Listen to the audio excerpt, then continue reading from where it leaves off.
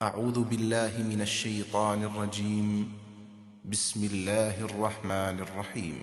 ألم تر إلى الذين قيل لهم كفوا أيديكم وأقيموا الصلاة وآتوا الزكاة فلما كتب عليهم القتال إذا فريق منهم يخشون الناس كخشية الله أو أشد خشية وقالوا ربنا لم كتبت علينا القتال لولا أخرتنا إلى أجل قريب قل متاع الدنيا قليل والآخرة خير لمن اتقى ولا تظلمون فتيلا۔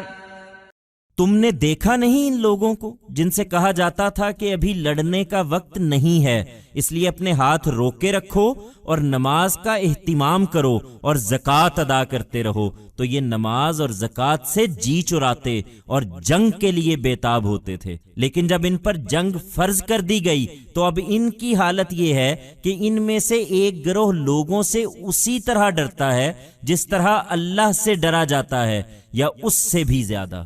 کہتے ہیں کہ پروردگار تو نے یہ لڑائی ہم پر کیوں فرض کر دی ہے؟ ہمیں کچھ تھوڑی سی مہلت اور کیوں نہیں دی؟ ان سے کہہ دو دنیا کا سرمایہ بہت تھوڑا ہے، اور جو لوگ پرہیزگاری اختیار کریں ان کے لیے آخرت اس سے کہیں بڑھ کر ہے، اور وہاں تمہاری ذرا بھی حق تلفی نہ ہوگی۔ Have you not seen those who when they were told, the time to wage war has not come as yet, so, withhold your hands, adhere to the prayer and pay zakah, they would evade the prayer and the zakah and show impatience to wage war. However, when war was made obligatory upon them, their situation now is that one group from among them fears people the way God should be feared or even more.